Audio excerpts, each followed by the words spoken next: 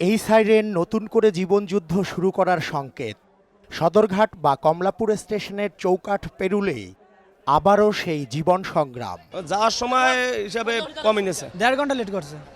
প্রিয় মানুষের সংস্পর্শে সিক্ত হয়ে ঢাকায় ফেরা মানুষগুলোর মুখ ছিল চনমনে। তবে সরকারি যান রকেট স্টিমারের সেবা নিয়ে তারা হতাশ। খুবই ভালো।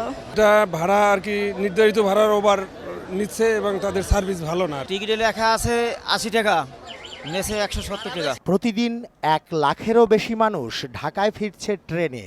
24 ঘন্টায় কমলাপুর রেল স্টেশনে আসছে ও ছেড়ে যাচ্ছে সব মিলিয়ে 130টি ট্রেন। লেট করছে প্রায় 4 ঘন্টা।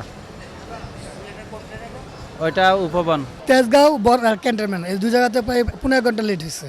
খুলনার দুর্ঘটনায় শিডিউল বিপর্যয়ের কথা স্বীকার করলেও অন্য রুটে তা হয়নি বলে দাবি স্টেশন মাস্টারের। খুলনার গাড়িগুলো আমাদের একটা মর্মান্তিক ঘটনা ঘটেছে, হৃদয় বিদারক, এবং এটা আমি বলতে চাই যে আমাদের খুব এটা দুঃখজনক ঘটনা। সেই পরিপ্রেক্ষিতে আমাদের কিছু সময় বন্ধ ছিল ট্রেন, কিন্তু শিডিউল কিছু সময় হেরফের হচ্ছে।